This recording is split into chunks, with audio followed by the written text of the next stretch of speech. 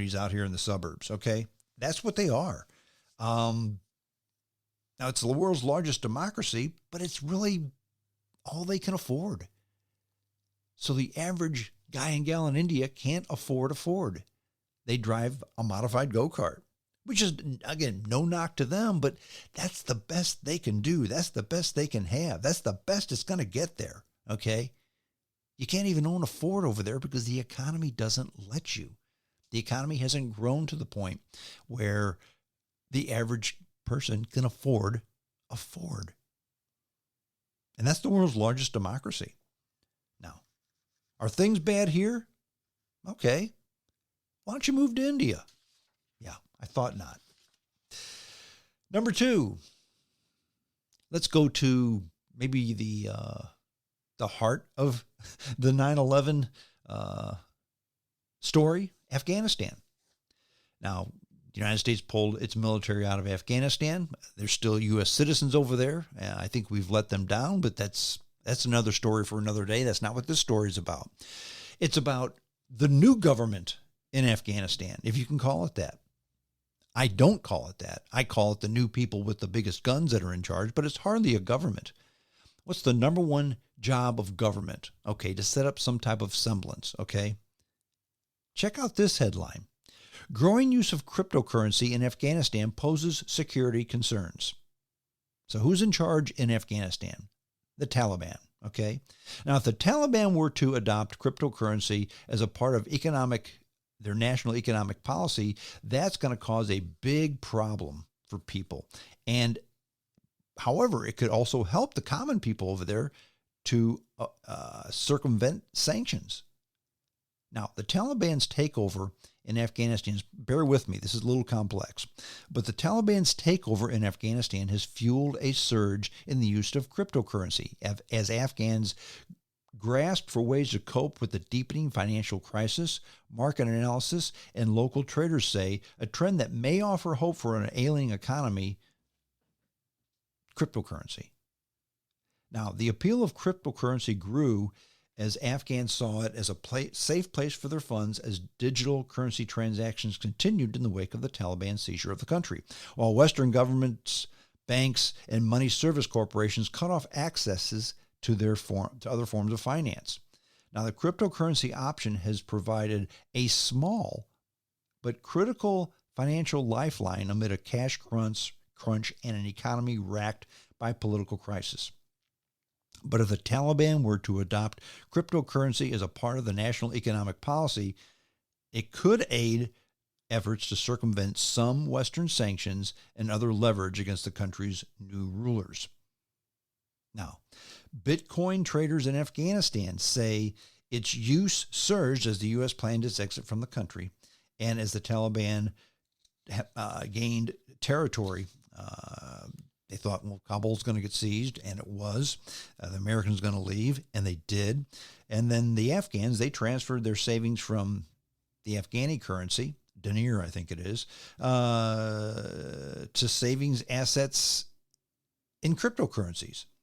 Now, it's easier for many of these people to download an app that ties to exchanges where they can purchase crypto assets. That's according to Amit Sharma. He's a former U.S. Treasury official and founder of Finclusive, a digital financial services company. Now, what does this all mean? Well, in a nutshell, the Taliban might be looking to cryptocurrencies if U.S. sanctions do move forward on Afghanistan, and they remain cut off from the financial branches of the world. But I go back to my original question. What's one of the main things that a government needs to provide to a republic? A money source, currency. They don't even have that, okay? If you want to look at a failed republic, don't say that it's the United States. That's laughable. Look to Afghanistan. Think about it. Today, Afghanistan is ran by illiterate Islamic extremists who don't bathe. The people put more faith into a made-up currency that's basically a pyramid scheme because it's better than what they have. Think about that. How bad do you really have it? Now, don't give me the whole line, well, the United States is, we have a fiat currency as well. Stop it. Stop it. All currency is fiat currency by the definition. Gold is a fiat currency. What if somebody decided that gold just wasn't worth anything anymore? What if ladies were to decide that they weren't turned on by the sparkle of diamonds? What would they be worth anymore? Everything is cryptocurrency. Everything is a fiat currency. But Bitcoin and its ilk, friends, they're not even currency. They're a pyramid scheme. And that's the best that those people have in Afghanistan to money. Pyramid scheme currency. So again, we've got it bad? No, we don't. Not when you compare it to anybody else, especially those people. And then there's China, the country that's going to unseat the U.S. as the world's dominant powerhouse. How many times have you heard that? Especially from Mr. Xi, the head of China. What is he? Premier, president? He's dictator. Basically, he's throwing everybody in jail that oppose him, so he's in charge, okay? And you hear that from Mr. Xi all the time. He's still trying to convince himself that that's going to happen. Check out these stories from China, and then you tell me where they're going. Now, labor shortages are materializing across China as young people shun factory jobs and more migrant workers stay home, offering a possible preview of larger challenges ahead as the workforce ages and shrinks. Now, with global demand for Chinese goods still surging this year, factory owners in China say they're struggling to fill jobs and make everything from handbags to cosmetics. Sound familiar? Now, some migrant workers are worried about catching COVID-19. Now, by migrant workers, they're referring to Chinese workers from the countryside going into the city to work, not people coming up from Mexico. People are not emigrating to China for a better lifestyle. That's not happening. But some migrant workers are worried about catching COVID-19 in the cities, so they stay in the countryside. And that's despite the relatively low caseload in China. Caseload of COVID-19 cases. At least caseload of cases that they're telling you about. But again, that's another story for another podcast. Now, other young people are gravitating towards service industry jobs that pay more and are less demanding. Again, sound familiar? Now, these trends echo similar labor market mismatches in the U.S., where some employers are finding it hard to hire enough workers, even though millions of people who lost their jobs during the pandemic remain unemployed. U.S. and China, same. So I'm comparing the two here. But China's problems also reflect a longer-term demographic shift.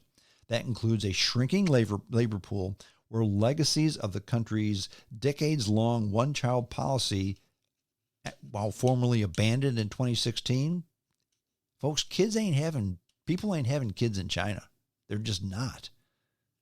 Now, those trends pose a serious threat to China's potential long-term growth rate. They will also make it harder for China to keep supplying the world with cheap manufacturing goods, potentially adding to global inflationary pressures. Now, China has long exhausted its demographic dividend, says Zhuang Ding. Zhuang Ding is an economist at the Standard Chartered Bank in Hong Kong. Now, a cosmetic factory in the southern city of Guangzhou, with about 50 workers, hasn't been able to scale up production this year despite rising demand because mainly the factory has struggled to hire and retain staff, especially those under 40. Again, sound familiar? Now, the cosmetic factory there offers the equivalent rate to about $3.90 an hour, which is above market. And you think, well, that's not much money. It gets better, though. In addition, they provide free meals and accommodations to their employees. But he has attracted few applicants, especially young ones. Now, you think, well, $3.90 an hour, that's not squat. $3.90 an hour plus room and board. Okay. So $3.90 an hour. Let's do the quick math. Let's say 4 because that's easier to do. 4 times 40. Okay, what is that? $160 a week. It's not much, right? Times 4.325. I have to do the math on that now. Doggone it. Let's do it real quick. Let me get to the app here. Sorry, folks. Wasn't prepared. Okay, let's just go with the 390 then, since I have the calculator out. 390 times 40 equals $156 a week. Times 4.321, that's per month. That's $674 a month. Not much. But add to that room and board. Add to that what an apartment costs. So what does your apartment cost here in the U.S.? $1,200 a month? Okay, so plus $1,200. Bang. We're up to $1,874 a month. How much do you spend on food? The average person spends about $500 a month on food. So add again, $500. You're now up to $2,374 a month for factory work in a cosmetic factory. Times 12, friend, that's $28,000 a year. Think about it. $28,000 a year. In fact, it's a little more than that, $28,488 a year. Now, that's not a great job here in the U.S. It's not. It's a decent job. It's actually a pretty decent job. Again, not great, but decent. A decent job. Divide that by 12. Okay? That's $2,300 a month. Divide that by 4.321. That's $549 a week. Divide that by 40. Friends, that's $1,373 an hour. A cosmetic factory in China is paying $1,373 an hour for people to work in a cosmetic factory. And they can't get people to work there. Why does anybody buy anything made in China? Because of its great quality? Because of its sex appeal? No. Because it's cheap. And if you're paying that kind of money, if you're paying that kind of wages, if you're paying $1,373 an hour to work in a cosmetic factory and can't get people, friends, your stuff's not going to be cheap for long. But you say to yourself, well, Strong, what the heck? Chinese stuff is still cheap. So you must not know what you're talking about. I'll continue. In this cosmetic factory, the guy who runs it says he can't afford to boost salaries anymore because of higher raw material prices this year. The other option would be to increase prices for overseas buyers if they accept them.